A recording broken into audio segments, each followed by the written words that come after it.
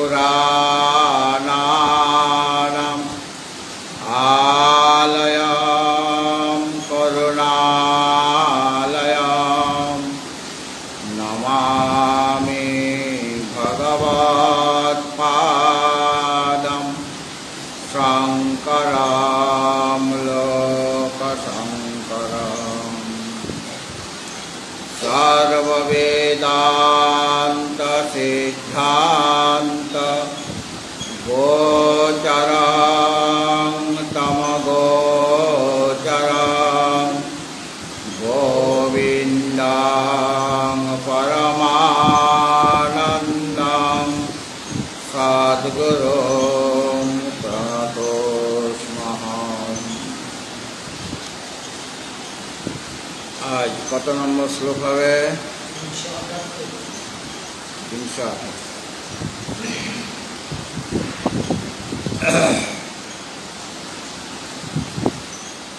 পূর্বে বলা হয়েছিল যে বিষতুল্য যে বিষয় সকল রয়েছে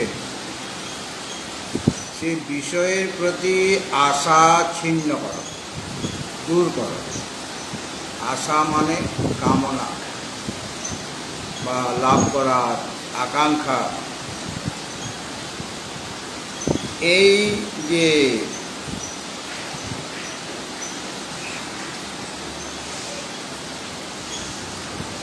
এই বিষয়ে যে আশা, বিষয়ের প্রতি যে আশা, সে আশায় আত্মস্বরূপ পরিচ্যুতিরূপ মৃত্যুর মার্গ। অর্থাৎ যদি আশা থাকে, বিষয় লাভ করার ইচ্ছা থাকে, তাহলে পর আত্মস্বরূপ থেকে বিচ্যুতি হয়ে যাবে। আত্মস্বরূপ বিচ্যুতি, ওটাই হলো মৃত্যু। আত্মস্বরূপ ভুলে যাওয়া, ওটার নামই মৃত্যু। সেই মৃত্যুর মার্গ, রাস্তা, মরার রাস্তায়। অর্থাৎ আত্মস্বরূপ থেকে বিচ্যুত রূপ যে মৃত্যু, সেই মৃত্যুর পথ এটা কি? বিষয় আশা। আর আমরা জাতিতে অভিমান করি, অমুক জাতিতে ব্রাহ্মণ, ক্ষত্রিয়, অবশ্য, শূদ্র ইত্যাদি অভিমান আছে। বংশে অভিমান, আশ্রমের অভিমান, সব অভিমান ত্যাগ করে কর্মসমূহ অতি দূরে পরিত্যাগ করে। কারণ কর্মটাও আমাদের মনকে বিক্ষিপ্ত করে দেয়। কর্ম কখন পরিত্যাগ করবে সেটার সময় আছে। চিত্তশুদ্ধ না হলে কর্ম পরিত্যাগ। হ্যাঁ, ওই পাবনানি মনীষিণা, এটা আমাদের মনকে পবিত্র করে। নিষ্কাম কর্ম করতে হয়, তারপরে চিত্তশুদ্ধ হয়ে গেলে আর কর্ম নয়। এটা নিষ্কাম কর্ম করার দরকার নেই। নিষ্কাম কর্ম করতে গেলেও বিক্ষিপ্ত হবে। হ্যাঁ, কিন্তু চিত্তশুদ্ধি না হওয়া পর্যন্ত কর্ম পরিত্যাগ করতে নেই। মানে নিষ্কাম কর্ম, ঈশ্বরের প্রীতির জন্য যে কর্ম, সেটা করতে হয়। আর যে মিথ্যা দেহ প্রবৃত্তি রয়েছে, তাতে আত্মবুদ্ধি পরিত্যাগ করো। আর যেহেতু বস্তুত দ্রষ্টা, যিনি সাক্ষী, তিনি অত্যন্ত নির্মল, পবিত্র, তার মধ্যে কোনো প্রকার মল নেই, অদ্বয় পরব্রহ্মস্বরূপ তিনি। সেই কারণে আত্মজ্ঞান লাভ করার জন্য আত্মবিষয়ক সমাধি তুমি সেটা অভ্যাস করো। আত্মজ্ঞান লাভ করার জন্য, যাতে করে আত্মস্বরূপে আমার স্থিতি হয়, আত্মজ্ঞান লাভ হলে স্থিতিটা হবে। তো আত্মজ্ঞান লাভ করার জন্য আত্মবিষয়ক যে সমাধি, আত্মবিষয়ক যে চিন্তন, সেটার অভ্যাস তুমি করতে থাকো। এরপরে আজকে 378 নম্বর শ্লোক। শ্লোকটা দেখ। লক্ষ্যে ব্রহ্মণি মানসং দৃঢ়তরং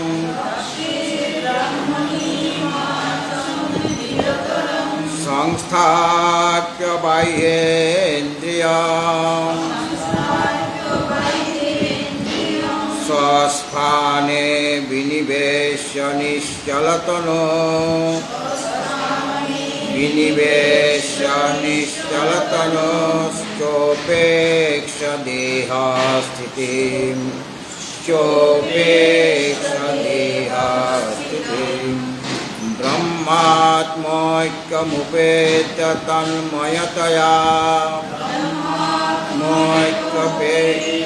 তন্ময়তয়া চাখণ্ডবৃত্ত্যা নিশাং ব্রহ্মানন্দরসং পিবাত্মনি মুদা নন্দরসং পিবাত্মনি মুদা শূন্যৈ কিমন্যৈর্ভ্রমৈ কিমন্যৈর্ভ্রমৈ।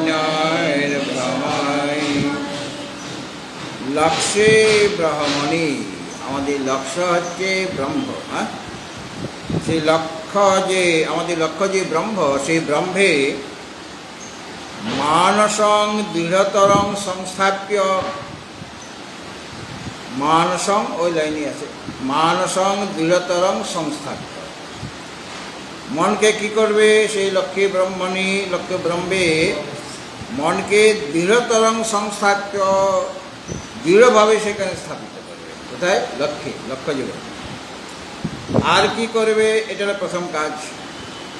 দ্বিতীয় কাজ হলো বাহ্যেন্দ্রিয়ং, 10টা ইন্দ্রিয়, বাহ্য ইন্দ্রিয় 10টা, বহিরিন্দ্রিয় সমূহকে স্বস্থানে, তাদের নিজের নিজের যে স্থান, নিজের নিজের যে গোলক, সেই গোলকে স্থাপিত করে। তার মানে নিজের গোলকে স্থাপিত করার অর্থ হলো প্রত্যাহার অবলম্বন করে। প্রত্যাহারটা কি বলছে? তো বহিরিন্দ্রিয়ং স্বস্থানে বিনিবেশ্য, বহিরিন্দ্রিয় সকলকে নিজ নিজ গোলকে স্থাপিত করে, মানে প্রত্যাহার অবলম্বন করে। এটা 2 নম্বর কাজ। কার? যারা মানে কীভাবে অভ্যাস করবে, এই যে আগে বলা হয়েছে যে আত্মজ্ঞান লাভ করার জন্য আত্মবিষয়ক সমাধির অভ্যাস করবে, এই হলো অভ্যাস। আর কি করবে? নিশ্চলতনু, শরীরটাকে নিশ্চল করবে। শঙ্কায় শিরোগ্রীবম বলা আছে শাস্ত্রে। তো নিশ্চল তনু, তনু মানে শরীর। হ্যাঁ, শরীরকে নিশ্চল করবে মানে স্থির করবে, মানে এখানে আসনের কথা বলা হয়। কীরকম আসনটা? আর মানে আসনটা কীরকম হবে? দেহস্থিতি উপেক্ষ, দেহটা কীভাবে স্থিতি লাভ করবে, মানে দেহটা রক্ষা পাবে কেমন করে, তার কথা তুমি চিন্তা করবে।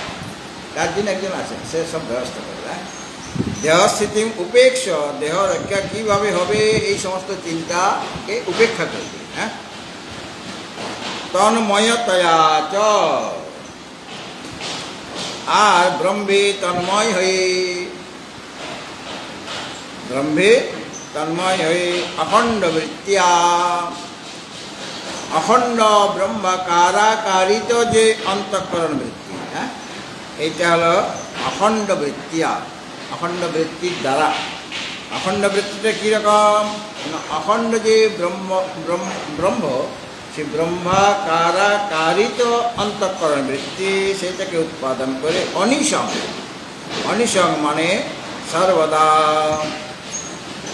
আত্মনি মুদা, আত্মনি মানে আত্মাতে, মুদা মানে আনন্দ সহকারে, আনন্দে, ব্রহ্মানন্দ রসং পিব, ব্রহ্মানন্দ রস তুমি পিব মানে পান করো।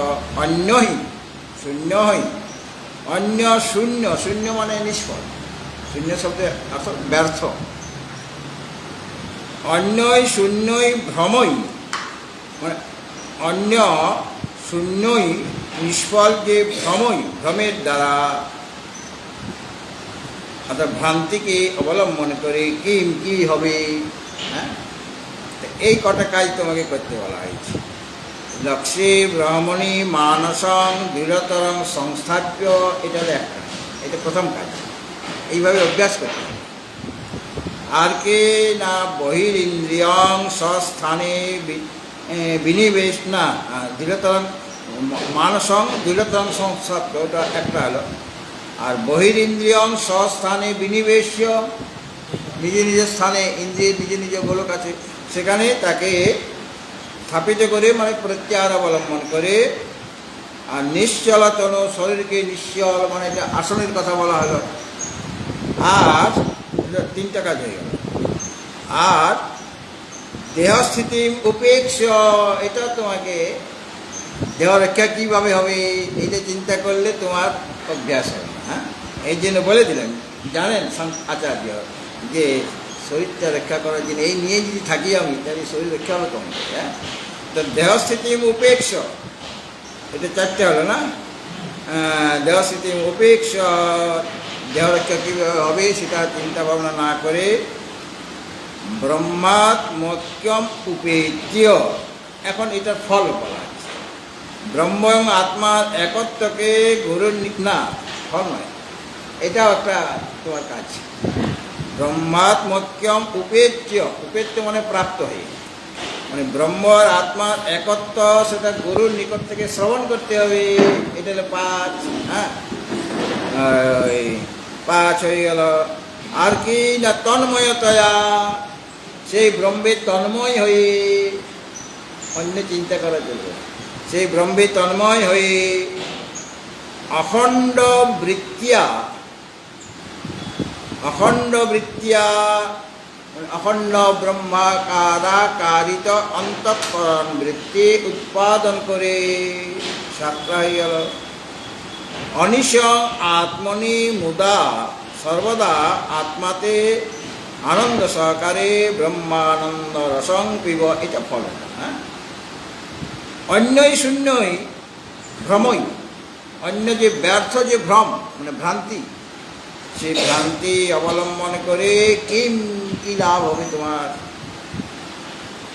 লক্ষ্য যে ব্রহ্মে মনকে দৃঢ়ভাবে স্থাপিত করে, মানে এদিক সেদিক যাবে না মনটা। বহিরিন্দ্রিয় সকলকে নিজ নিজ গোলকে স্থাপিত করে, মানে প্রত্যাহার। আর শরীরকে নিশ্চল করে, এটা হল আসন। দেহরক্ষা বিষয়ে উপেক্ষা করে, কেননা অনন্যাস চিন্তয়ন্তু মা যে জনা পর্যুপাসতে তেষাং নিত্যাভিযুক্তানাং যোগক্ষেমং বহাম্যহম।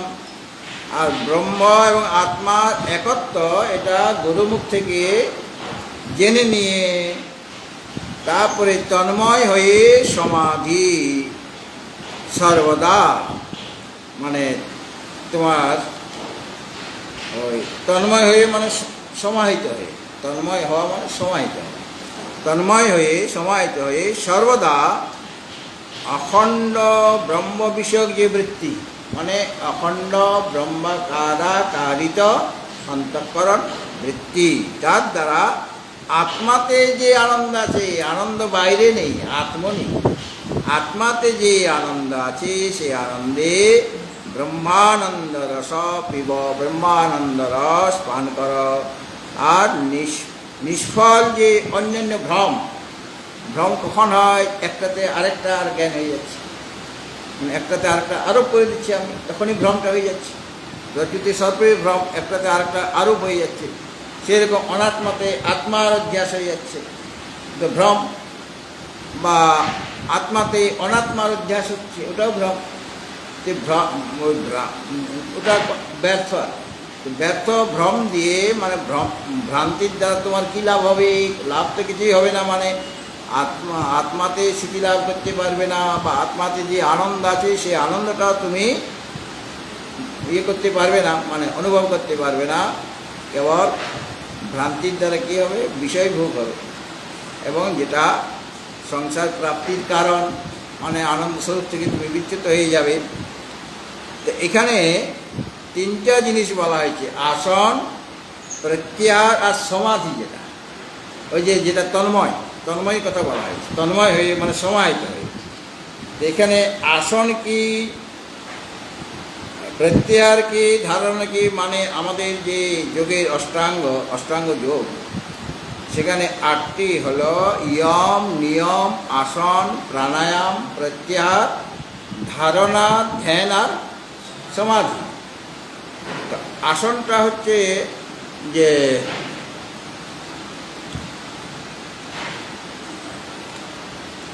আসনের কথা বলা হয়েছে, তার ডেফিনেশন দেওয়া হয়েছে স্থিরম সুখম আসনম, স্থির এবং সুখাবহ অবস্থিতির নাম আসন। সুখপূর্বক, মানে কোনো কষ্ট হবে না, স্থির হয়ে থাকবে, স্থির এবং সুখম।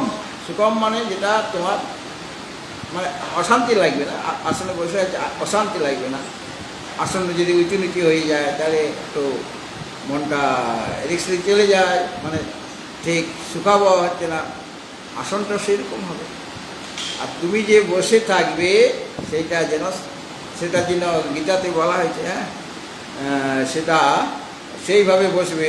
তো যেটা আসন স্থির এবং সুখাবহ যে অবস্থিতি, তার নাম হচ্ছে আসন। যার উপরে আমরা বসি আর সেটার নাম আসন। আসন বলতে আমরা তাই বুঝি যেটার উপরে আমরা বসি সেটাকে আসন বলছি। যেমন মৃগচর্ম, কুশাসন, চৈলাজিন কুশোত্তর। প্রথমে ওই দেবে কুশাসন, প্রথমে কুশাসন, চৈলাজিন কুশোত্তর, ওটা পাল্টে নিতে কুশ, তারপরে অজিন মানে মৃগচর্ম বা কম্বল, তার উপরে একটা বস্ত্র। কেবল মৃগচর্ম বা কম্বলের উপর বসলে কুটকুট করতে পারে, এই জন্য তার উপরে আরেকটা বস্ত্র। হ্যাঁ, চৈলা জিন কুশোত্তম, অজিন, চৈল মানে বস্ত্র, অজিন মানে মৃগচর্ম বা কম্বল এখানে নিতে পারে। আর কুশাসনটা আগে, তারপরে অজিন, তারপরে চৈল মানে বস্ত্র। হ্যাঁ, আবার সাধনের সুবিধার জন্য যাতে নিদ্রা না এসে যায়, আলস্য না এসে যায়, প্রমাদ না এসে যায়, এই জন্য শরীরে এই প্রকার যে অবস্থান, শরীরের ওইভাবে যে অবস্থান, যাতে আলস্য না এসে যায় বা নিদ্রা না এসে যায়, এইভাবে শরীরের যে অবস্থান তার নাম আসন। মানে ওটা তো যেটা উপবাসন করে সেটা আসন, আর শরীরটাকে সেইভাবে রাখতে হবে। আসন সেটা মৃদু হওয়াতে, নরম হওয়াতে, কঠিন হলে অসুবিধা, অনেকক্ষণ বসে থাকতে গেলে অসুবিধা হবে। মৃদু, কোমল এবং সুখাবহ হওয়া প্রয়োজন, সুখপূর্বক যাতে বসে থাকতে পারে। ওটা যেন অতি উচ্চ না হয়, আর অতি নিচুও যেন না হয়। কেননা উঁচু হলে পড়ে যাওয়ার ভয়, আর নিচু হলে পোকামাকড় এসে আসনের উপরে উঠে যাবে। এই আসনের বহু প্রকার ভেদ আছে যোগশাস্ত্রে। তার মধ্যে পদ্মাসন, বীরাসন, স্বস্তিকাসন, সিদ্ধাসন, আসন আছে, যার যেটাতে বসতে ভালো। মোট কথা যাতে তোমার বসতে কোনো অসুবিধা না, অনেকক্ষণ ধরে বসে থাকতে পারো, সেই রকম তোমাকে আসনটা করতে হবে। বলে তাহলে যারা চেয়ারে বসে তাদের কি হবে? বলে তাদের জন্য তো বলা হচ্ছে না, তাদের ভাগ্য খারাপ, যার জন্য তাদের চেয়ার লাগছে। মানে এইভাবে তো সে আসন করতে পারবে না, দুর্ভাগ্য বলতে হবে। ওইভাবে বসলে মনটা যেভাবে আমার অগ্রসর হবে, চেয়ারে বসে সেরকম হবে না। হ্যাঁ, এই জন্য এইরকমভাবেই আমাদের বসে। এই জন্য যৌবনকালে করতে, বুড়ো বসে আপনি যদি বলেন এখন আমি সাধনা করব, তাহলে তোমাকে তখন কোমরে ব্যথা, চেয়ারে বসতে হবে। হ্যাঁ, সুতরাং বাল্যকাল থেকেই বয়স থাকতে এটা আরম্ভ করে দিতে হয়, এই জন্য এরকম কথা বলা হয়েছে। যাই হোক, আর তাহলে দেখুন আসনটা কত নম্বরে আছে, ইয়ম, নিয়ম, আসন। আগেই আসনের কথা বলা হয়নি, কিন্তু যে ক্রমটা বলা হয়েছে, প্রথমে ইয়ম, তারপরে নিয়ম, তারপরে আসন, তারপরে প্রত্যাহার, তারপরে ধারণা, তারপরে ধ্যান, তারপরে সমাধি। তো যম নিয়ম প্রথমে তো করতে হবে তোমার। তো যম মানে ওই অহিংসা, সত্য, অস্তেয়, অগ্রহ, অহিংসা, সত্য, অস্তেয়, ব্রহ্মচর্য, অপরিগ্রহ, যমাহা, এইটা যম। আর নিয়ম হলো শোষ, সন্তোষ, তপ, স্বাধ্যায়, ঈশ্বর প্রণিধান। এইভাবে তোমাকে তৈরি হতে হবে। আসনে বসতে গেলে, আসনধারী হতে গেলে, আসনে যে কোনো লোককে মনুষ্যের গতিতে বসিতে হবে কি? তার জন্য তাকে যোগ্য ব্যক্তি হতে হয়েছে। আর তুমি এই আসনে বসে পরমাত্মার ধ্যান করবে, তা কাজেই ওই আসনে বসার মতো আগে তুমি তৈরি হও, তবে গিয়ে ওই আসনে বসবে, এবং পদ্মাসন ইত্যাদি করবে। সুতরাং ইয়ম চাই, অহিংসা, সত্য, অস্তেয়, ব্রহ্মচর্য, পরিগ্রহ। তারপরে নিয়ম চাই, শোষ, সন্তোষ, তপ, স্বাধ্যায়, ঈশ্বর প্রণিধান, তারপরে আসন। হ্যাঁ, তাহলে এই যে যম নিয়ম অভ্যাস করা থাকলে তবে আসনটা স্থির হবে, তাছাড়া এদিক সেদিক তোমাকে নড়তে হবে। হ্যাঁ, ওটা যদি তোমার লাভ হয়, যম নিয়ম যদি পালন করতে পারো তুমি, তাহলে আসনে তুমি বসে স্থির হয়ে থাকতে পারবে। এই জন্য যম নিয়ম কথা পূর্বে বলা হয় যোগ দর্শনে। আর আসনের যে প্রকারভেদ, সেটা কোন আসনে বসবে, তোমার শরীরের স্থিতি কীরকম, সেই অনুসারে গুরুদেব বলে দেন যে এরকম আসনে বসে। যাই হোক, এরপরে যম নিয়ম, আসন, প্রাণায়াম। প্রাণায়াম তো আপনারা জানেন। আর প্রাণায়াম, প্রত্যাহার, ধারণা, ধ্যান আর সমাধি। তা এখানে আসনের কথা বলা হয়েছে, নিশ্চলতা অনুযাতে হয়। আর ওই প্রত্যাহার করতে হবে। প্রত্যাহারটা কি?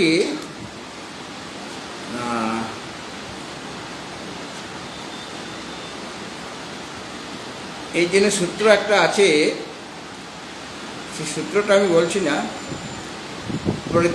প্রত্যাহার শব্দের অর্থ প্রতিযোগ আহার, তাই তো প্রত্যাহার। তো প্রতি মানে কি না, বিষয়ের যে বিপরীত দিকে, যেন প্রত্যন্ত আত্মার বিষয়, ওই প্রতি অঞ্চতি মানে আত্মার বিপরীত হলো বিষয়। সেরকম প্রতি শব্দের অর্থ বিষয়ের বিপরীত দিকে যে আহরণ, বিষয়ের বিপরীত দিকে। আমার মনটা বিষয়ের দিকে যাচ্ছিল, সেইটাকে আমাকে সরিয়ে আনতে হচ্ছে। তাহলে বিষয়ের বিপরীত দিকে আমি নিয়ে আসছি, এই জন্য প্রত্যাহার বলা হচ্ছে। অর্থাৎ ইন্দ্রিয় সমূহকে বিষয় সকল থেকে আত্মার দিকে ফিরিয়ে আনার যে চেষ্টা বা ফিরিয়ে আনা, এটা হলো প্রত্যাহার। মানে ইন্দ্রিয়গুলি স্বাভাবিকভাবে বিষয়ের দিকে ধাবিত হয়, এটা তার স্বভাব। জলের স্বভাব নিম্নগতি, সেরকম ইন্দ্রিয়গুলির স্বভাব কি না বিষয়ের দিকে ধাবিত হবে। সেই যে তাদের যে স্বভাব ইন্দ্রিয়ের, সেই ইন্দ্রিয় সকলকে ওই বিষয় সকল থেকে আত্মার দিকে, বিষয়ের বিপরীত হলো আত্মা, সে আত্মার দিকে ফিরিয়ে আনাই হলো প্রত্যাহার। হ্যাঁ, ইন্দ্রিয় সকল আবার চিত্তের অধীন, মনের অধীন হলো ইন্দ্রিয়গুলি। মন যেরকম বলবে ইন্দ্রিয়গুলি সেরকম কাজ করবে। তো ইন্দ্রিয়গুলি মনের অধীন, সুতরাং চিত্তে নিরোধ হলে ইন্দ্রিয়গণের নিরোধ হবে। চিত্ত যদি স্থির হয় তবে গিয়ে ইন্দ্রিয়গুলিকে নিরোধ করা সম্ভব, মানে প্রত্যাহার করা সম্ভব। যদি মনকে, যেহেতু ইন্দ্রিয়গুলি মনের অধীন, সুতরাং চিত্তে নিরোধ হলে ইন্দ্রিয়গণের নিরোধ করা মানে বিষয় থেকে ফিরিয়ে আনা, এটা সম্ভব হবে। তো ইন্দ্রিয় জয়ের জন্য চিত্ত জয় ছাড়া অন্য কোনো উপায় নাই। হ্যাঁ, মনেরও জয় চাই। যেমন দৃষ্টান্ত দিচ্ছি, তো মনকে জয় করতে হবে, তবে গিয়ে ইন্দ্রিয়গুলি যথাযথভাবে ওই বিষয় থেকে তাদের প্রত্যাহার করা সম্ভব হবে। প্রতি মানে বিষয়ের, প্রতি মানে বিপরীত, বিষয়ের বিপরীত যে আত্মা, সে আত্মার দিকে ফিরিয়ে আনার নাম হলো প্রত্যাহার। ঠিক আছে। আর সমাধি, এখানে যেটা বলা হয়েছে, ওই নিশ্চলতনু যেটা বলা হয়েছে, সেটা আসনের কথা বলা হয়েছে। ওটাকে শরীরকে স্থির করার জন্য তোমার ওই আসনের কথা বলা হয়েছে। হ্যাঁ, মানে শরীরটা স্থির থাকবে। আর ওই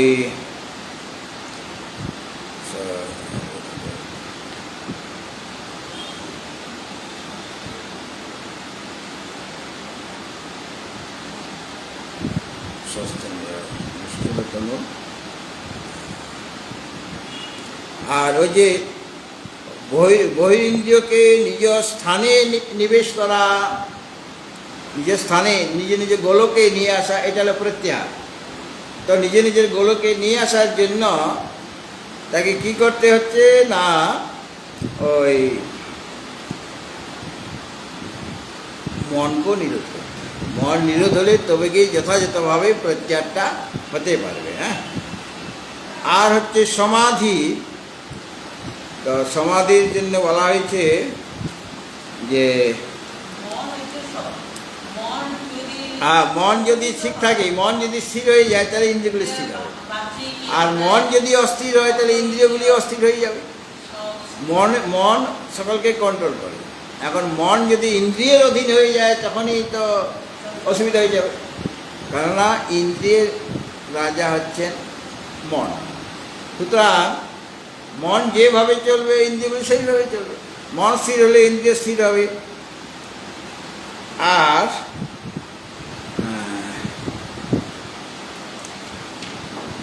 ওই সমাধি, সমাধিটা কীরকম,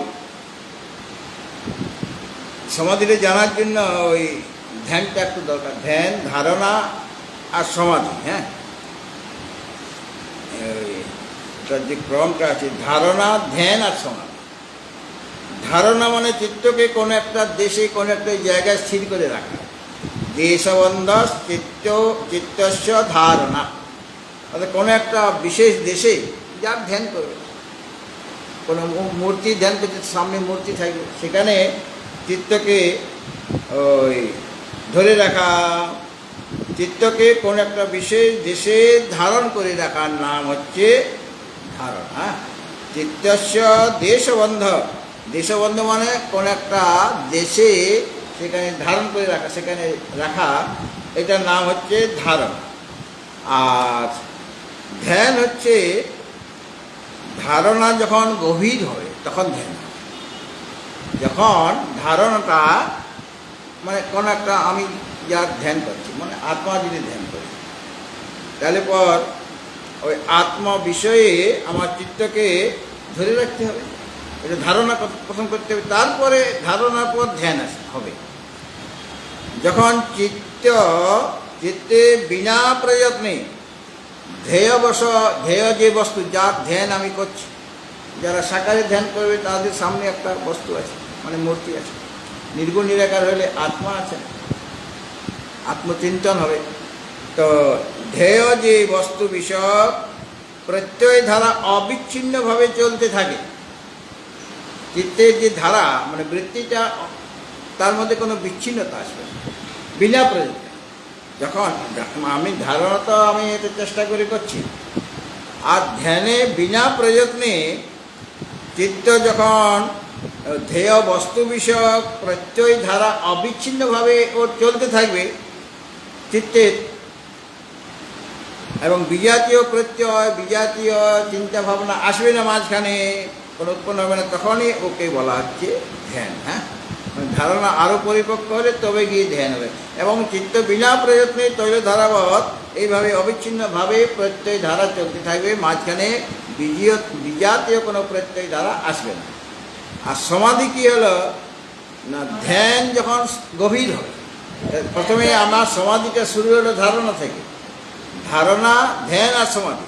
আগে ধারণা, আগে ধরে রাখো তুমি, সেখানে ধারণ করো, তবে তারপরে তোমার ধ্যান হবে। আর ধ্যান যখন গভীর হবে তখন সমাধি হবে।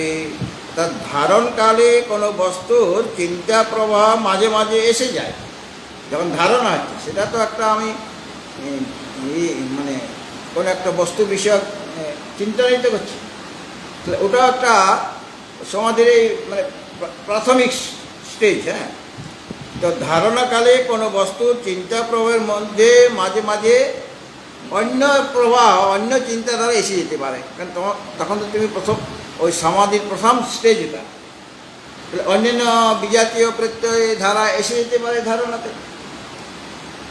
এবং অন্য যে চিন্তাধারা এসে যাতে তুমি যা চিন্তা করছিলে সেটা বিচ্ছিন্ন হয়ে যাবে, কারণ অন্য চিন্তা এসে গেল, অন্য বিজাতীয় চিন্তা এসে গেল। কিন্তু ধ্যানকালে ওই চিন্তাধারা বিপরীত বিজাতীয় প্রভাব প্রত্যয় ধারার দ্বারা বিচ্ছিন্ন হবে না। কোথায়? ধ্যানে। সেটাকে বলা হয় প্রত্যয় ধারা বিচ্ছিন্ন না হয়ে তৈল ধারাবৎ অবিচ্ছিন্নভাবে চলতে থাকবে এই ধ্যানের মধ্যে। আর ধ্যানের যে পরিপক্ক অবস্থা,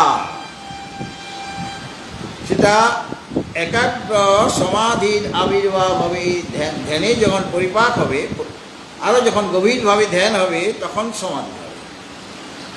তাতে ধ্যাতা প্রথমে সম্প্রজ্ঞাত সমাধি হবে, তারপরে অসম্প্রজ্ঞাত।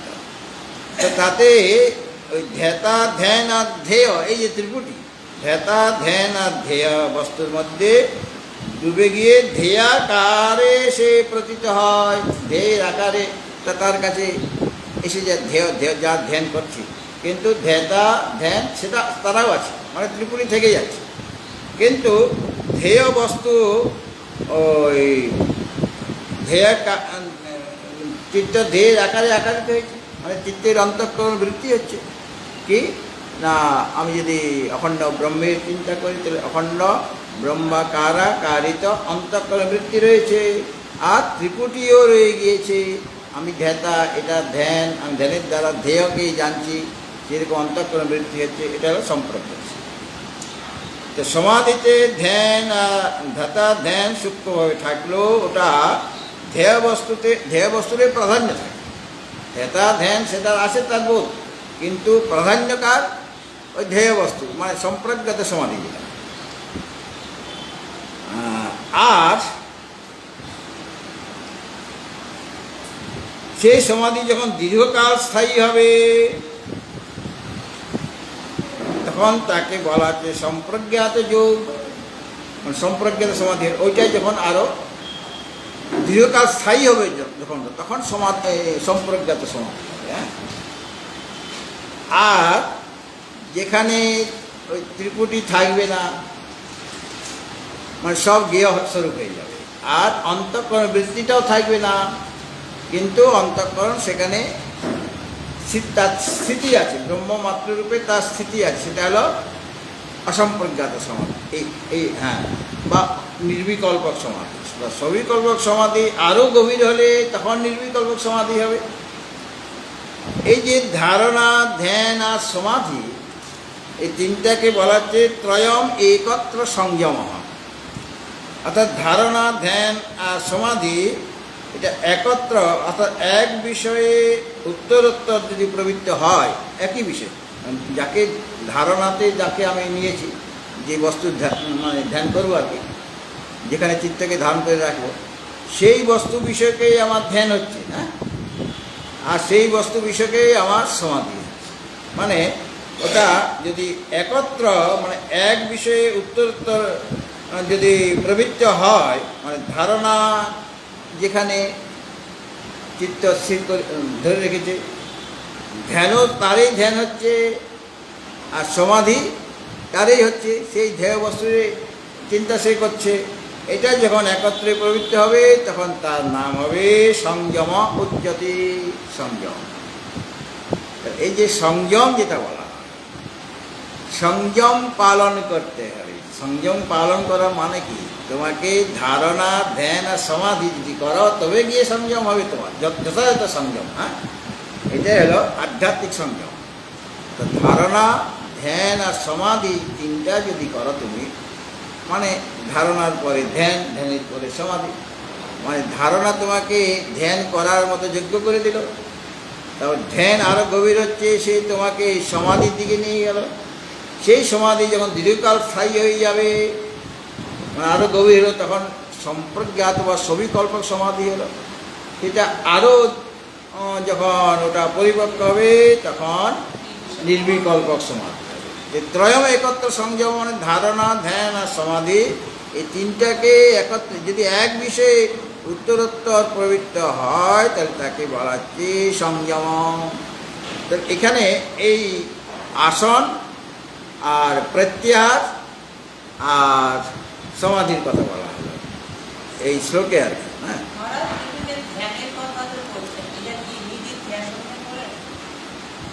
শুনো, ধ্যানকে নিধিধ্যাসনও বলে, কিন্তু ও নিধিধ্যাসনের পরে তোমার সমাধি হবে, মানে সবিকল্পক সমাধি, তারপরে নির্বিকল্পক সমাধি। এই ধ্যানটাই নিধিধ্যাসন।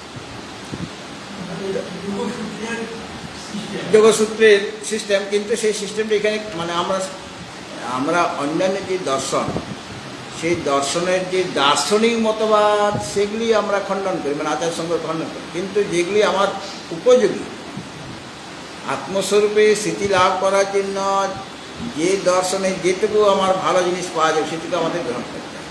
তা আচার্য এখানে বলেছে 378 নম্বর শ্লোকে এই যোগ দর্শনের আসন, প্রত্যাহার আর সমাধির কথা উল্লেখ করেছেন। বলে এগুলি আমাদের চাই, এগুলি না হলে তুমি আত্মস্বরূপে স্থিতি লাভ করতে পারবে। তার মানে যোগের অষ্টাঙ্গ যে যোগ, মানে এটা হলো ব্যবহারিক দিকে, ইয়ম, নিয়ম, আসন, প্রাণায়াম, প্রত্যাহার, ধারণা, ধ্যান আর সমাধি, এই আটটাই লাগবে আমার। কিন্তু দার্শনিক মতবাদটা আমরা স্বীকার করছি না।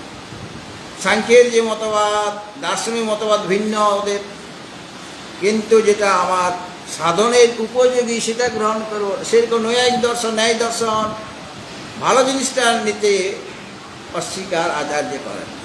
যেখানে দেখিবে ছাই, উড়াইয়া দেখো তাই, পাইলে পাইতে পারো অমূল্য রতন। যেখানে অমূল্য রতন লাভ করার যেটুকু পাবো রত্ন, সেই রত্ন আমি নেব, এটা আমার উপযোগী হবে, সেটা নিতে আমাদের কোনো অসুবিধা নাই। তাহলে এখানে যে বলা হলো যে লক্ষ্য যে ব্রহ্ম, তোমার লক্ষ্য হলো ব্রহ্ম, 378 নম্বর শ্লোক, সেখানে মানসং দৃঢ়তরং সংস্থাপ্য, তোমার মনকে দৃঢ়ভাবে স্থাপিত করে, এটা মানে কি ক্রমটা দেখাচ্ছে না, যে লক্ষ্যে ব্রহ্মণি মানসং দৃঢ়তরং সংস্থাপ্য, এই একটা। আর বাহ্যেন্দ্রিয়ং স্বস্থানে বিনিবেশ্য, বহিরিন্দ্রিয়গুলিকে নিজ নিজ গোলকে স্থাপন করে, মানে প্রত্যাহার করে, এটা প্রত্যাহার। আর কি না, নিশ্চলতনু, শরীরকে নিশ্চল করে, শরীরকে নিশ্চল করতে গেলে ওই আসন চাই আমার, স্থির সুখম আসনম, যেটাতে স্থির হয়ে সুখপূর্বক বসে থাকা যাবে, সেটা হলো আসন। সেই আসনের কথা বলা, মানে শরীরটা নিশ্চল করতে হবে। এই যে কাঁপছি, তোমার সমাধি হবে, তোমার স্থির হয়ে থাকতে হবে। হ্যাঁ, আর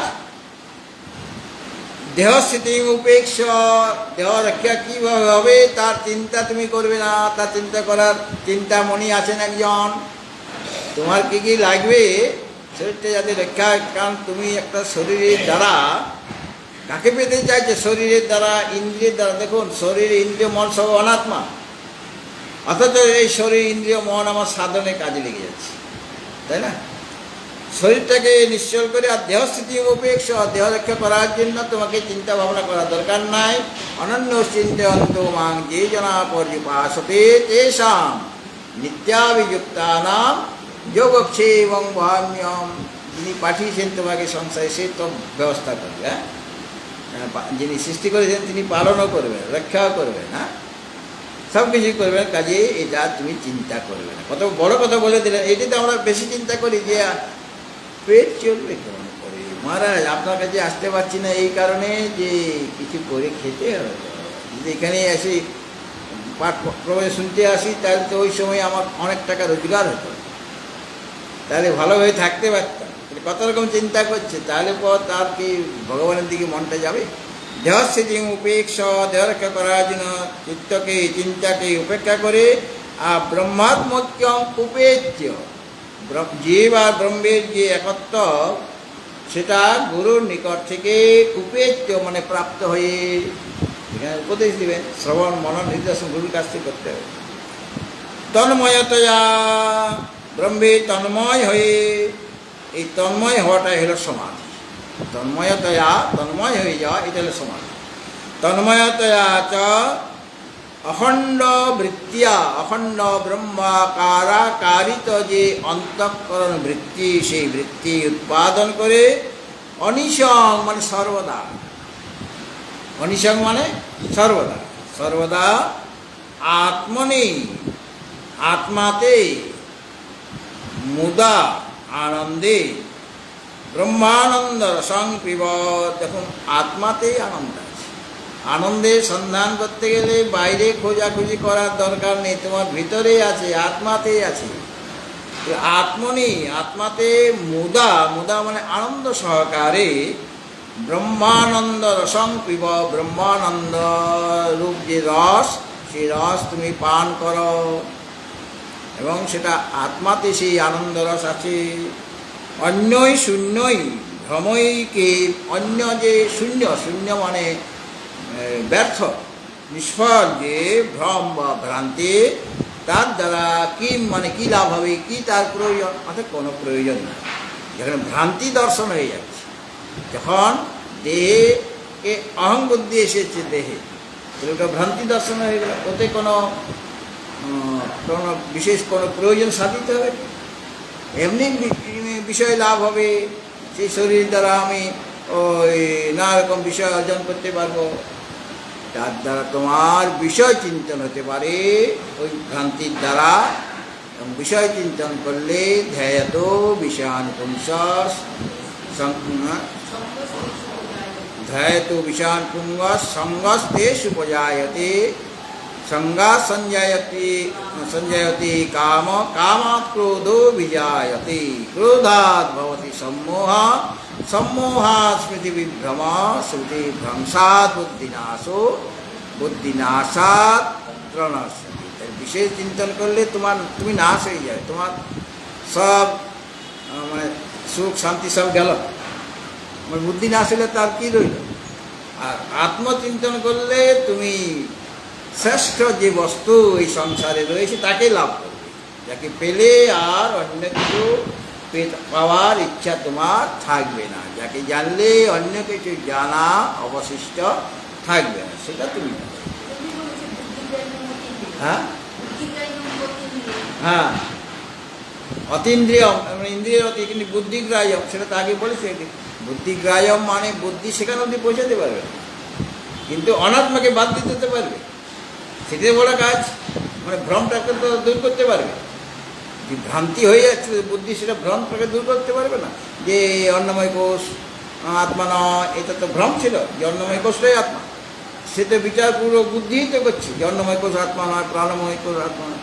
এই পাঁচটা কোষকে সে তো বাদ দিল, বাদ দেওয়ার পর প্রদীপ তো জ্বালানো আছে, তুমি ঘরেতে আলোকিত হয়ে যাবে। বুদ্ধিগ্রাহ্য মানে অনাত্মাকে বিচারপূর্বক বাদ দেওয়া, মানে ভ্রমটাকে দূর করা হচ্ছে বুদ্ধির কাজ। যে ভ্রম হয়ে গিয়েছিল যে অনাত্মাই হচ্ছে আত্মা, শরীর আদি হচ্ছে অহং, সেই অহং বুদ্ধিটা যেটা ভ্রম সেটা দূর করে দেবে, তো এই জন্য বুদ্ধিটা। এর পরেরটা দেখো, অনাত্মচিন্তন করলে কি হবে আর আত্মচিন্তন করলে কি হবে। অনাত্মচিন্তনং ত্যক্ত্বা কস্মলং দুঃখকারণং চিন্তয়াত্মানমানন্দ রূপং যন্মুক্তিকারণং।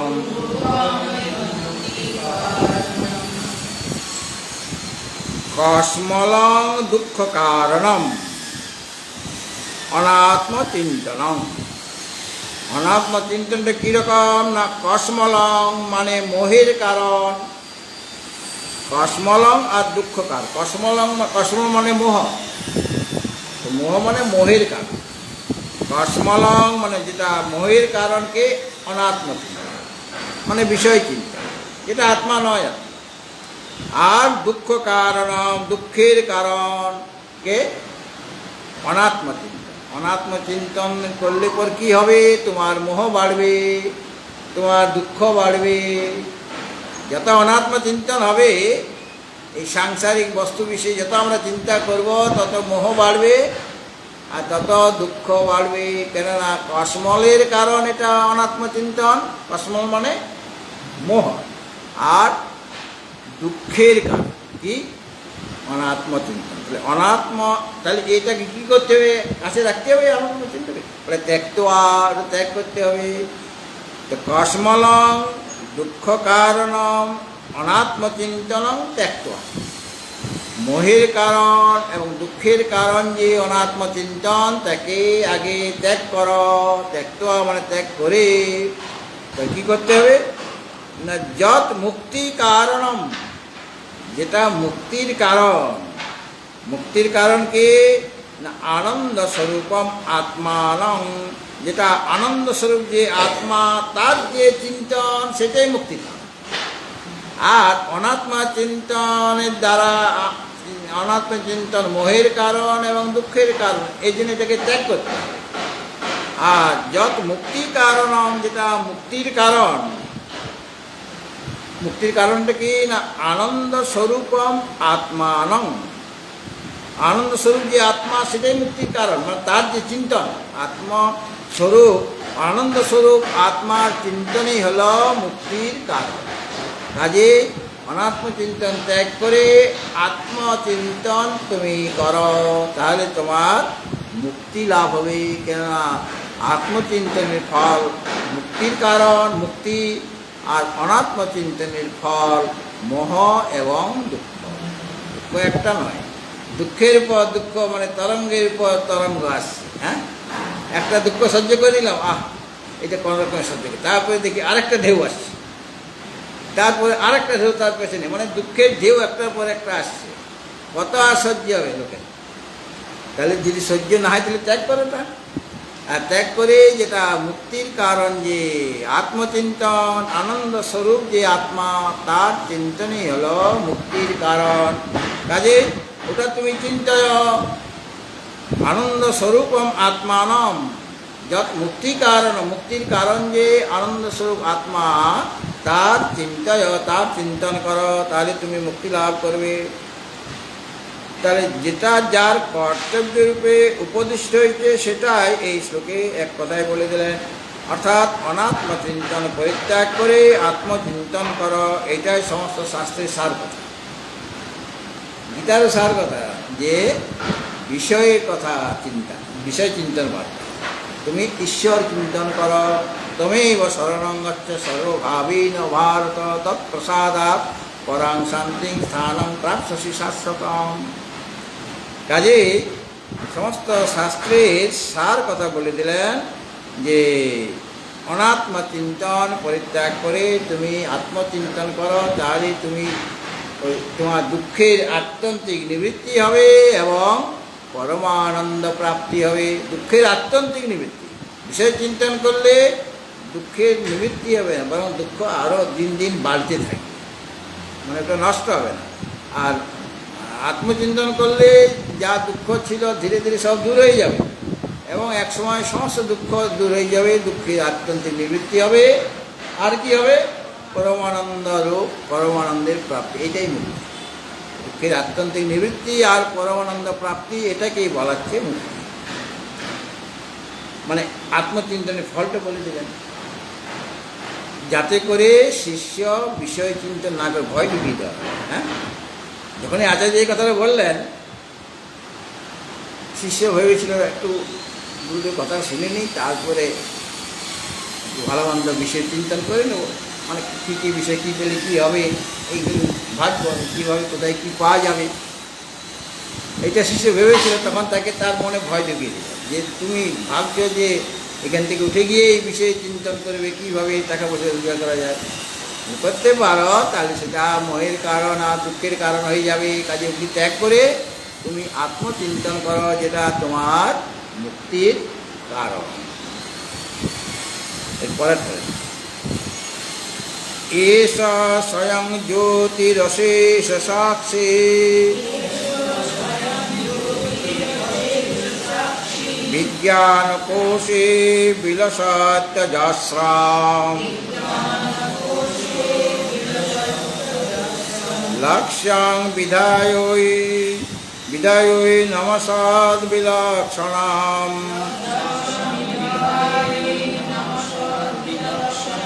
অখণ্ড বৃত্ত্যাত্মতয়ানুভাবয়।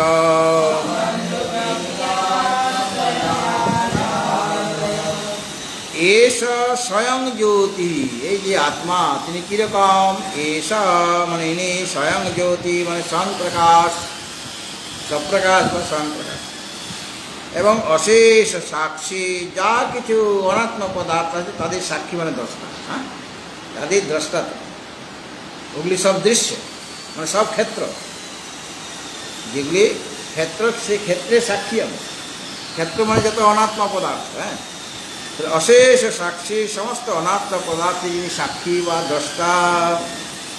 এবং বিজ্ঞান কোষে মানে বিজ্ঞানময় যে কোষ,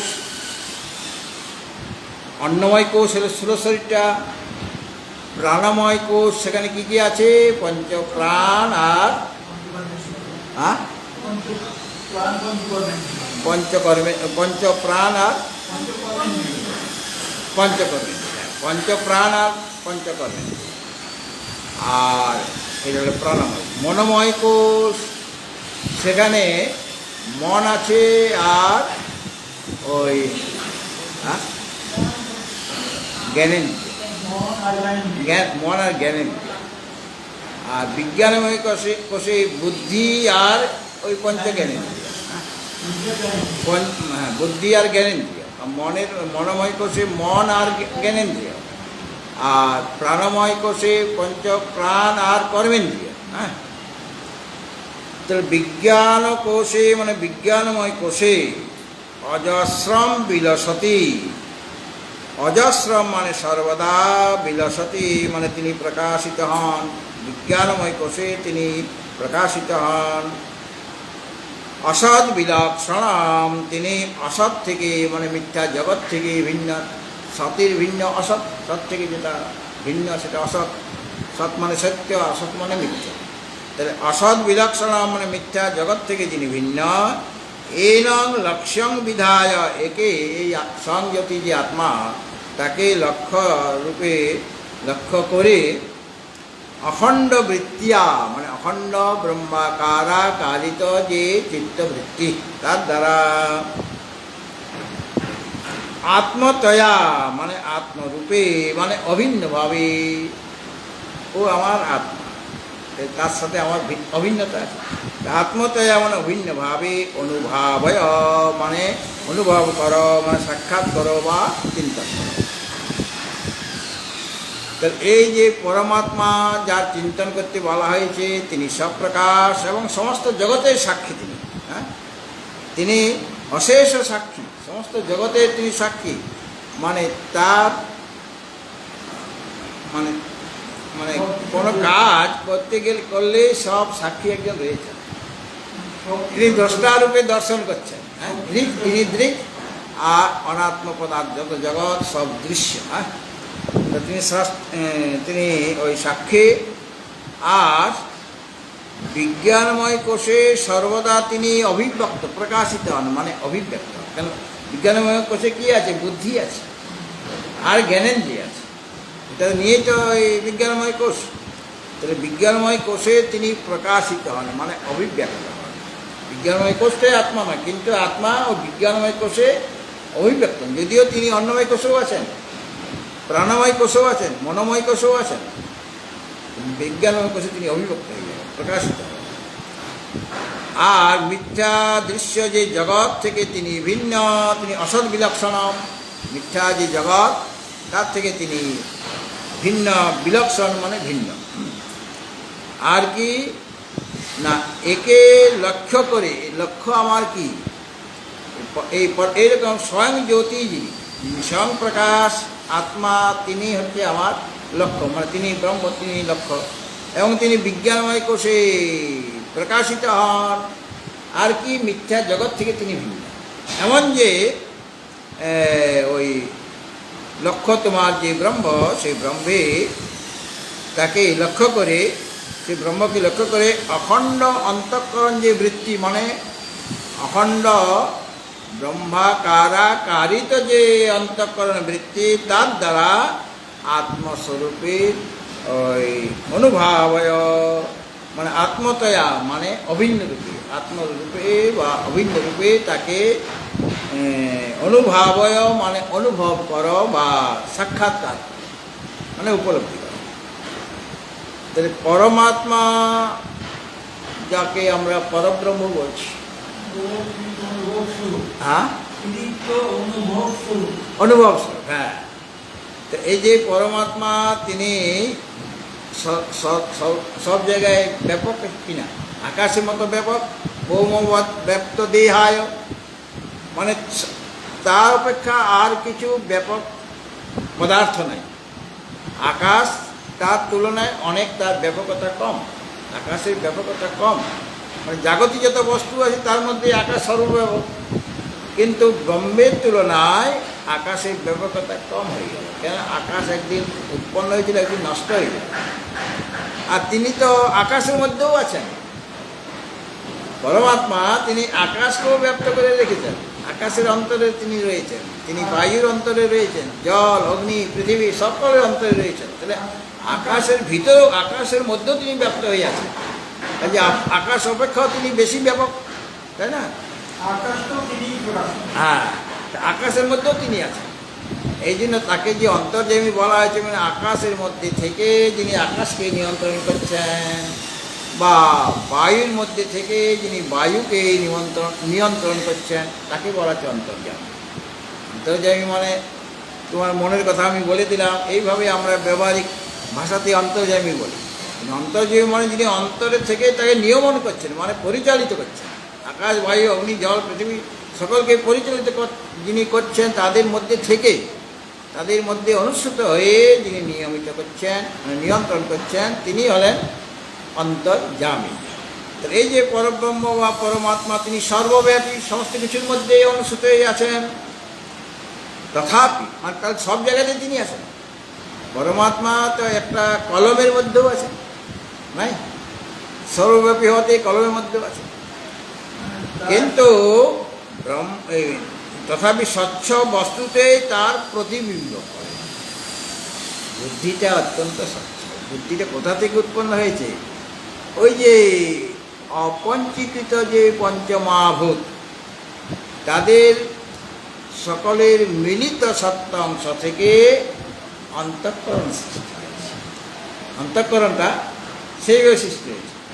সূক্ষ্ম যে পঞ্চভূত, সূক্ষ্ম এখনো পঞ্চীকৃত হয়নি, তাদের সকলের মধ্যে তো তিনটা করে গুণ আছে, সত্য রজতম আছে তো সকলের মধ্যে। মানে আকাশের মধ্যেও সত্যগুণ, এই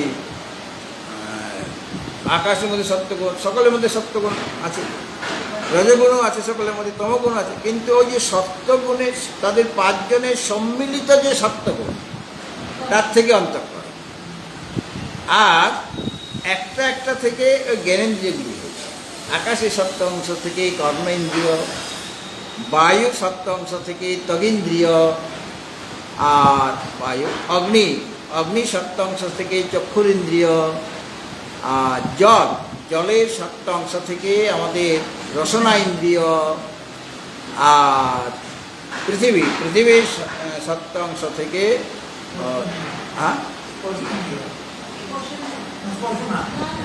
নাসিকা নাকটা, হ্যাঁ নাসিকা। সেরকমভাবে ওই পাঁচটা সূক্ষ্মভূতের মিলিত রজংশ থেকে প্রাণ, মিলিত রজংশ। আর আলাদাভাবে হলে কর্মেন্দ্রিয় হবে, হ্যাঁ, রজগুণ থেকে। কারণ কর্মেন্দ্রিয় তাকে কর্ম করে খেতে হবে, এই জন্য রজগুণ চাই। এই জন্য রজগুণ ওই পাঁচটা সূক্ষ্মভূতের মিলিত রজংশ থেকে পঞ্চপ্রাণ, আর আলাদাভাবে ওই কর্মেন্দ্রিয়গুলি হবে, বাক পানি পাদ বায়ু উপস্থিত। ঠিক আছে। আর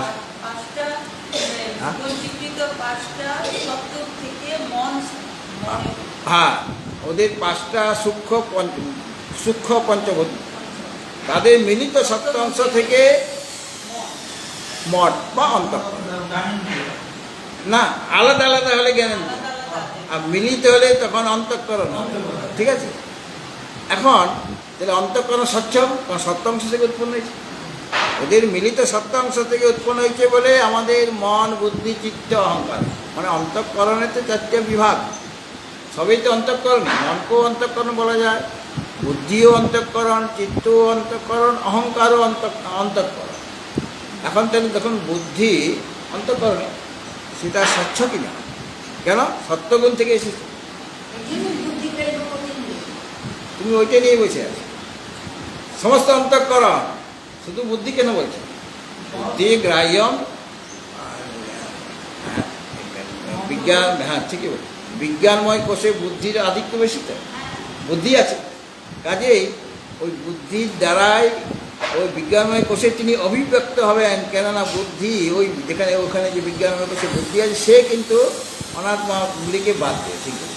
ঠিক আছে, তাহলে স্বচ্ছ বস্তুতে যেমন স্বচ্ছ জলে সূর্যের প্রতিবিম্ব পড়ে, স্বচ্ছ দর্পণ, দর্পণটা স্বচ্ছ, সেখানে সূর্যের প্রতিবিম্ব পড়ছে। দেওয়ালটার মধ্যে পড়ছে না কেন? সূর্য কি দেওয়ালকে ভালোবাসে না? পড়ছে, কিন্তু অস্বচ্ছ, অসত্য। সেরকমভাবে আমাদের সব জায়গাতেই রয়েছেন তিনি, তিনি তো সর্বব্যাপী। এই যে আমার মাথার চুলেও আছেন, মাথাতেও আছেন, হাতেও আছেন, শরীরের ভিতরেও আছেন, বাইরেও আছেন। তার মধ্যে স্বচ্ছকে ওই অন্তঃকরণ, হ্যাঁ, স্বচ্ছ যেটা বিজ্ঞানময় কোষের যে বুদ্ধি আছে, মানে নিশ্চয় মন তো সংকল্প বিকল্প করছে, মনের থেকে মনটা অন্তঃকরণ আর বুদ্ধিটা অন্তঃকরণ হলেও পার্থক্য আছে। মনটা ঠিক নিশ্চয় করতে পারছে, সেটা অন্তঃকরণে, সে সংকল্প বিকল্প করছে, মানে এটা ঠিক, এটা ঠিক না। আর বুদ্ধি ওটা নিশ্চয় করে দেবে। আর স্মরণাত্মিকা অন্তঃকরণ বৃত্তিকে বলা হচ্ছে চিত্ত, যে পুরনো কথা মনে করছে, সেটাও কিন্তু অন্তঃকরণে। আর অহম অভিমানী যে অন্তঃকরণ বৃত্তি, সেটার নাম হচ্ছে অহংকার। সুতরাং যেমন মুখের প্রতিবিম্ব স্বচ্ছ জলে পড়ে বা দর্পণে পড়ে, মুখের প্রতিবিম্বটা দর্পণে যদি ময়লা লেগে থাকে, তাহলে মুখটা সেরকম পরিষ্কার দেখা যাবে। কিন্তু যদি পরিষ্কার হয় মুখটা, এই দর্পণটা, তাহলে পর মুখের প্রতিবিম্বটা ভালোভাবে বুঝতে পারবো স্বচ্ছ, যেহেতু কোনো নোংরা নাই। মৃত্তিকা প্রভৃতিতে পড়ে না। আমার সামনে মাটি আছে, এটা আছে, এটার সামনে আমার মুখের প্রতিবিম্বটা কি পড়ছে? কিন্তু এখানেও তো আলো যাচ্ছে এখান থেকে, যেমন আমার আলো বিচ্ছুরিত হয়ে দর্পণের মধ্যে পড়ে, সেরকম এখান থেকে বিচ্ছুরিত হয়ে আলোটা এখানেও তো পড়ছে, কিন্তু সেটা সেখান থেকে ফিরে আসতে পারছে। দর্পণে পড়লে ফিরে আসবে, আমার মুখের দিকে ফিরে আসবে, কিন্তু এটা থেকে ফিরে আসছে না। এই জন্য মুখটাকে দেখতে পাচ্ছি না। এখানে সামনে আমি মোবাইলের কভারটা রেখে দিয়েছি, মুখটা দেখবো, কী করে দেখবো? এটা তো স্বচ্ছ নয়। দর্পণ পরিষ্কার দর্পণ হলে স্বচ্ছ মুখ দেখা যাবে। আর যদি দর্পণটা অস্বচ্ছ হয়, কোনো ময়লা টয়লা লেগে থাকে, তাহলে প্রতিবিম্ব দেখা যাবে, কিন্তু অস্বচ্ছ, মানে স্পষ্ট দেখা যাবে না। আর মাটিতেও আমি আমার প্রতিবিম্বতা পড়ছে, কিন্তু দেখা যাচ্ছে না। একদম ঝকঝক যদি হয়, যদি মার্বেল পাথরের হয় এটা, তখন মুখটা একটু দেখা যায়, দেখা যায় না। দেওয়ালে যদি মার্বেল পাথর বা অন্য কোনো পাথর, স্বচ্ছ পাথর রাখেন, তাহলে পরেও ওই দেওয়ালে দেখেই আপনি মাথার চুল আঁচড়াতে পারবেন। হ্যাঁ, যাই হোক, তো সেরকমভাবে পরব্রহ্মের যে প্রতিবিম্ব কোথায় পড়বে? ওই স্বচ্ছ বুদ্ধিতেই পড়ে। হ্যাঁ, স্বচ্ছ বুদ্ধিতে পড়ে, বুদ্ধিটা স্বচ্ছ। আবার সেই নিশ্চয়াত্মিকা বটে, একদম নিশ্চয় করে দেবে। মন সেটা করতে পারছিল না, এই জন্য বুদ্ধি কিনা হয়েছে। বিজ্ঞানময় কোষে বুদ্ধি রয়েছে, আর জ্ঞানেন্দ্রিয় 5টা রয়েছে। আর মনোময় কোষে মন ছিল, সংকল্প বিকল্প, আর জ্ঞানেন্দ্রিয় আছে, জ্ঞানেন্দ্রিয় আছে। তাহলে বুদ্ধিটা স্বচ্ছ। তো ওই স্বচ্ছ বুদ্ধিতেই পরব্রহ্মের প্রতিবিম্ব পড়বে, বুদ্ধিটা স্বচ্ছ। আর দেহাদিতে পড়ে না। দেহের মধ্যে পরমাত্মা আছেন কিনা? এই শরীরের মধ্যে, এই হাতের মধ্যে পরমাত্মা আছেন কিনা? আছেন, সর্বব্যাপক তিনি। প্রতিবিম্ব কি পড়বে এখানে? কোথায় পড়বে? স্বচ্ছ বুদ্ধিতে পরমাত্মার প্রতিবিম্ব পড়বে। যেহেতু স্বচ্ছ বুদ্ধি, সেটা কেন স্বচ্ছ হয়েছে না সূক্ষ্ম পঞ্চ মহাভূতের মিলিত সত্যাংশ থেকে অন্তঃকরণ সৃষ্টি হয়েছে। তার মধ্যে বুদ্ধিও একটা। তো স্বচ্ছ বুদ্ধিতেই পড়ছে, দেহাদিতেই পড়ছে না, দেহের অন্য অঙ্গ প্রত্যঙ্গে পড়ছে না। সেরকম বুদ্ধি এবং জ্ঞানেন্দ্রিয় নিয়ে তো বিজ্ঞানময় কোষ, তাই তো? এই বিজ্ঞানময় কোষে বুদ্ধি হচ্ছে প্রধান। পঞ্চ জ্ঞানেন্দ্রিয় আছে, মানে মোট 6 জন ব্যক্তি আছে, বুদ্ধি আর পঞ্চ জ্ঞানেন্দ্রিয়। এর মধ্যে বুদ্ধি হলো প্রধান। পঞ্চ জ্ঞানেন্দ্রিয় কি না? শ্রোত্র, ত্বক, চক্ষু, জিহ্বা, নাসিকা। তার মধ্যে প্রধানকে না বুদ্ধি। সেই বুদ্ধিতে পরমাত্মার প্রতিবিম্ব পড়েছে। প্রতিবিম্ব পড়ে বলে বলা হয়েছে যে বিজ্ঞান কোষে বিলসতি অজস্রম। এখানে যেটা বলা হলো বিজ্ঞান কোষে বিলসতি অজস্রম, সেই বিজ্ঞানময় কোষে অজস্রম মানে সর্বদা। অজস্র শব্দের অর্থ হলো সর্বদা। বিলসতি কে? ওই স্বয়ংপ্রকাশ যে আত্মা, তিনি এই স্বচ্ছ বুদ্ধিতে প্রকাশিত হয়ে যান বিজ্ঞানময় কোষে। মানে সেখানে বুদ্ধির প্রাধান্য আছে বিজ্ঞানময় কোষে, সেই বুদ্ধিতে তার প্রতিবিম্ব পড়ছে কার? স্বয়ংজ্যোতি। সুতরাং ওই বিজ্ঞান কোষে অজস্রম বিলসতি। এতক্ষণ ধরে কি বললাম? বুদ্ধিটা হচ্ছে সূক্ষ্ম পঞ্চ মহাভূতের মিলিত সত্যাংশ থেকে অন্তঃকরণ বলেছি তো। তো বুদ্ধিটা তো অন্তঃকরণ। ওই তো তোমাকে কেউ মা বলছে, কেউ মাসি বলছে, কেউ কাকিমা বলছে, তুমি কি আলাদা আলাদা হয়ে যাচ্ছ? ব্যক্তি আলাদা আলাদা হয়ে যাচ্ছে। সেরকমভাবে অন্তঃকরণটা যখন সংকল্প বিকল্প করবে, তখন তার নাম মন হবে। সেই অন্তঃকরণটায় যখন নিশ্চয় করবে কোনো একটা জিনিস, তখন তার নাম অন্তঃকরণের নাম বুদ্ধি হয়ে যাবে। আবার সেই অন্তঃকরণ যখন পুরনো কোনো কথা স্মরণ করবে, তখন তার নাম চিত্ত হয়ে যাবে।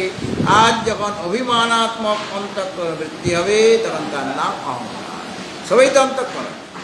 অর্থাৎ একজন ব্যক্তি, তাকে আমি পাচকও বলছি, পূজকও বলছি, আর পুরোহিত পূজক বলছি, গুরু বলছি, প্রফেসর বলছি, একই ব্যক্তি। ব্যক্তি কি আলাদা হয়ে যায়? সেই হয়তো ঘরে রান্না করছে, তিনি আবার যখন রান্না করছে তখন সেই প্রফেসরই পাচক। আবার যখন পূজা করছে তখন তিনি পূজক। যখন তিনি কানে ফু দিয়ে দিচ্ছেন তখন তিনি গুরুদেব। আর সেই যখন কলেজে পড়াচ্ছে তখন তিনি অধ্যাপক। ব্যক্তিকে আলাদা আলাদা হয়ে গেল। যখন যে রকম বৃত্তি উৎপন্ন হচ্ছে, যখন যে রকম কাজ করছে, সেই অনুসারে ওই ব্যক্তিকে তাকে সেই নামে ডাকা হচ্ছে। উনি অধ্যাপক, উনি গুরুদেব, উনি পূজক, উনি পাচক। ব্যক্তি তো একটাই, সে অন্তঃকরণ তো একটাই। কখনো তাকে মন বলছি, ওই রকম কাজ করছে বলে মন সংকল্প বিকল্প করছে, তখন অন্তঃকরণটাই মন। নিশ্চয় করলে তখন অন্তঃকরণে বুদ্ধি। তাহলে বুদ্ধিটা ওই সূক্ষ্ম পঞ্চ মহাভূত থেকে, হ্যাঁ, মিলিত সত্যাংশ। তা সেই বুদ্ধিতে পরমাত্মা প্রতিবিম্ব পড়ে বলে বলা হয়েছে যে বিজ্ঞান কোষে বিলসতি অজস্রম। অজস্রম মানে সর্বদা। এই বিজ্ঞান কোষে মানে বিজ্ঞানময় যে কোষ, বিজ্ঞান কোষ মানে বিজ্ঞানময় কোষ, সেখানে বুদ্ধির প্রাধান্য বলে সেখানে অজস্র মানে সর্বদা, বিলসতি মানে সেই সংযতি আত্মা, তিনি সেখানে অভিব্যক্তি। হ্যাঁ,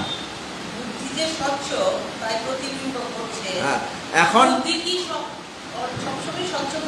না, যদি ময়লা লাগিয়ে দাও কি করে থাকবে? মন ময়লা হলে তখন সেখানে বুদ্ধিতে চলে যাবে, বুদ্ধিও অস্বচ্ছ হয়ে যাবে। বুদ্ধি সবসময় সকলে নির্মল কি? আমরা বলি জটিল বুদ্ধি, কুটিল বুদ্ধি বলি কি না, মানে অস্বচ্ছ হয়ে গেছে। আমি দর্পণটা একদম দোকান থেকে কিনে ঝকঝক ঝকঝক করছি, তখন মুখটা কত সুন্দর লাগছিল, তারপরে ব্যবহার করছি 1 বছরের পরে মুখটা দেখাই যাচ্ছে না। তার মানে কি দর্পণটা আপনার খারাপ হয়ে গেছে? ময়লা পড়ে গেছে। সেরকম বুদ্ধি সর্বদাই স্বচ্ছ, কিন্তু তুমি গুরু সেবা করছে না, পূজা পাঠ করছে না, জপ ধ্যান করছে না, তখন বিষয়ের ময়লাগুলি লেগে যাবে বুদ্ধিতে। আরোপিত আরোপিত, বুদ্ধি নিজস্ব নয়, আরোপিত ময়লা লেগে যাবে, মানে বিষয়ের ময়লা লেগে যাচ্ছে। কেননা তুমি বিষয় কাজেই মত্ত হয়ে আছো। আর স্বচ্ছ রাখার জন্য তো প্রতিদিনই তোমাকে এই দর্পণটা পরিষ্কার করতে হবে। পরিষ্কার করো কি না? মুখ দেখার আগে তেল লেগে যাচ্ছে, প্রতিদিনই তেল লেগে যাচ্ছে, তাহলে ওইটাকে পরিষ্কার করেন। আপনার যে চশমাটাকে প্রতিদিনই পরিষ্কার করছেন, যখনই ব্যবহার করতে যাচ্ছেন তখনই একবার করে মুছে নিচ্ছেন।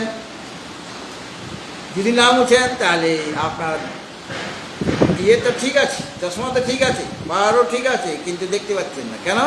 যেহেতু ময়লা লেগেছে, সেটা আরোপিত ময়লা। বুদ্ধির ওটা নিজস্ব ময়লা না, ওটা আরোপিত ময়লা।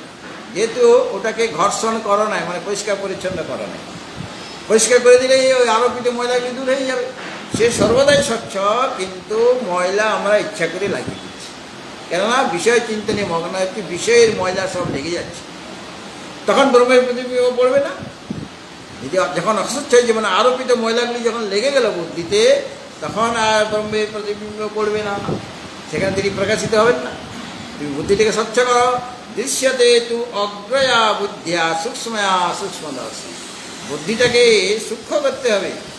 সূক্ষ্ম করার জন্য তোমাকে এই গুরু সেবা, জপ ধ্যান, আত্মচিন্তন, শাস্ত্র অধ্যয়ন করতে, তবে তো একাগ্র হবে। বুদ্ধিটা তীক্ষ্ণ কী করে হবে?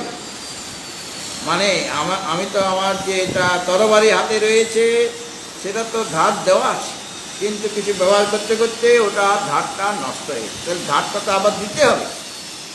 তাহলে বুদ্ধি তাকে তীক্ষ্ণ করার জন্য মাঝে মাঝে ধার দিতে হবে। ধার মানে এটাকে তীক্ষ্ণতাকে আনবার জন্য। কী করে তীক্ষ্ণতা আনবো?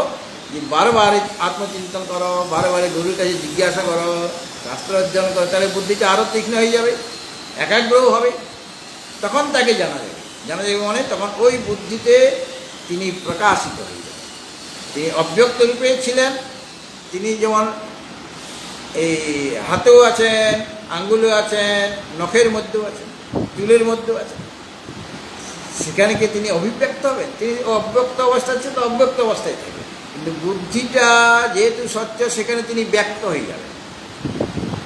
এই জন্য বুদ্ধিটাকে স্বচ্ছ করে রাখা দরকার। এবং ওই বুদ্ধির দ্বারা যখন তুমি তার চিন্তন করবে, বুদ্ধি স্বচ্ছ আছে কিন্তু তুমি চিন্তন করছো না। আমার তো ঘরে লাইট আমি জ্বালিয়েছি, ঘর অন্ধকার ছিল, ঘরে লাইট জ্বালানো হয়েছে। ঘরে লাইট জ্বালিয়ে দিলেই কি লাইট জ্বালানোটা সার্থক হয়ে গেল? সেখানে আপনি যদি বই নিয়ে বসেন বা কোনো একটা কাজ করলেন, তবে গিয়ে আলোর সার্থকতা রইল। তাহলে ওটা অফ করে তুমি বসে থাকো যদি কাজ করার ইচ্ছা না থাকে।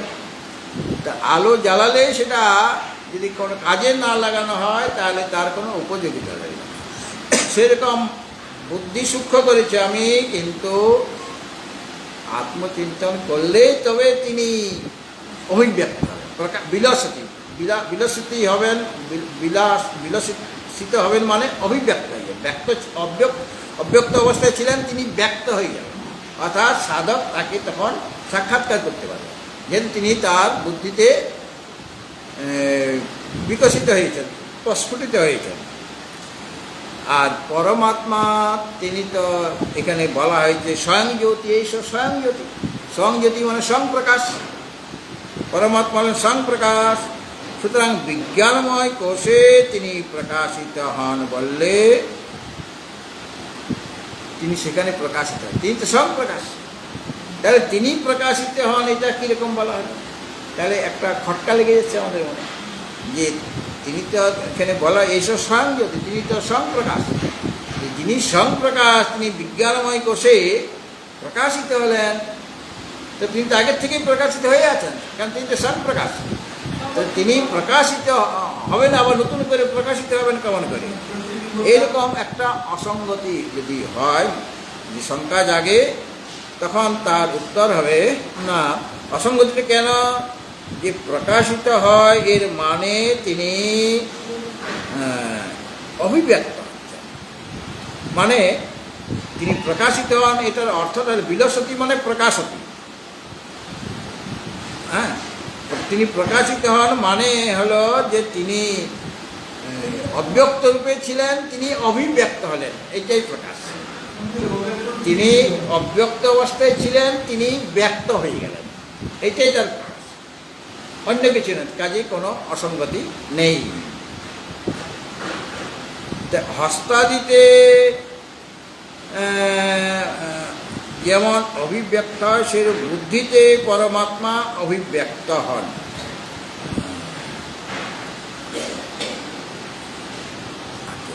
সূর্যের কিরণ সে তো প্রকাশ, সূর্যের যে কিরণ সেটা তো প্রকাশ, সকলকে প্রকাশ করছে। সে হস্তাদিতে যেমন হাতটা দেখা যাচ্ছিল না, সূর্যের কিরণ পড়লো হাতটা দেখা যাচ্ছে, মনে অভিব্যক্ত আছে, হাতটা আমার ছিল কিন্তু দেখা যাচ্ছে। তো সূর্যের কিরণ পড়লে তখন হাতটা দেখা যাচ্ছে। সেরকমভাবে বুদ্ধিতে পরমাত্মা অভিব্যক্ত। হাতটা আমার আগেই ছিল, অন্ধকার থাকার দরুন বা তোমার হাতটা ছিল, কিন্তু তোমার হাতটা আমি দেখতে পাচ্ছিলাম না। সূর্যের কিরণ পড়লো বা লাইট জ্বললো, তখন তোমার হাতটা আমি বা তোমাকে আমি দেখতে পেলাম। তো সেটা আগে তুমি ছিলে কিন্তু তোমাকে দেখা যাচ্ছিল না, আর এখন তোমাকে দেখা যায়। সূর্যের যখন লাইট যখন পড়লো তখন তোমাকে দেখা যাচ্ছে, মানে তুমি আমার কাছে অভিব্যক্ত হয়ে গেলে।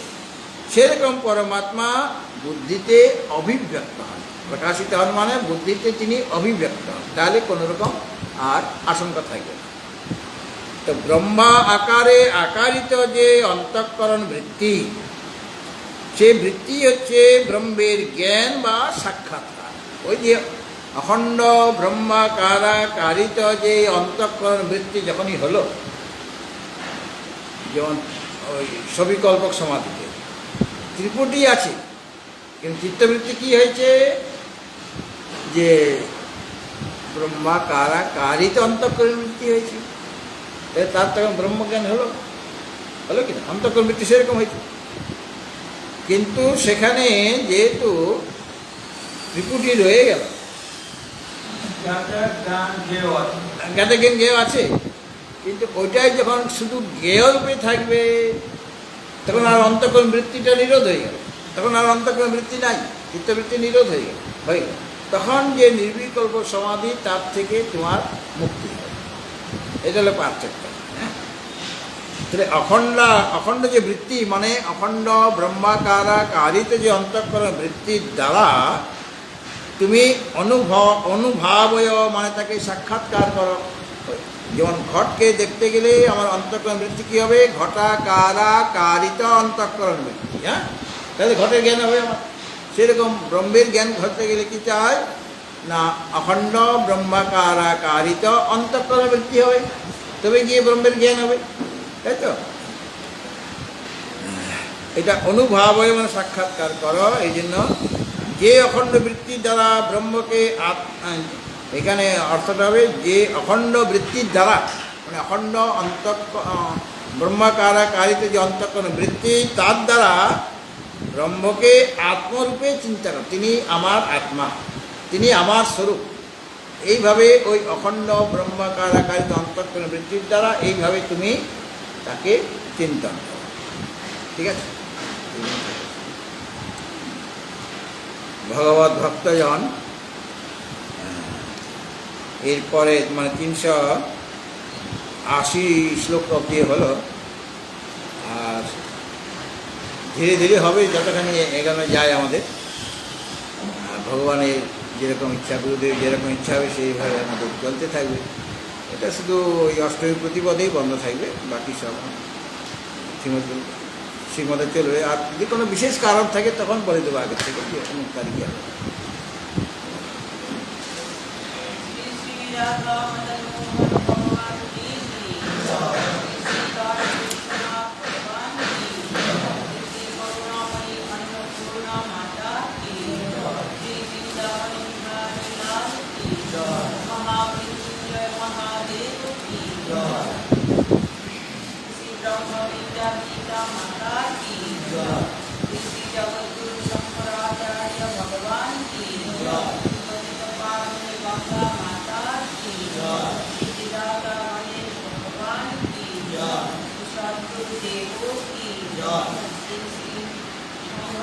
महाराज जी की, रामेश्वर महाराज जी की परमात्म संघ की शुभ चातुर्मास उत्सव की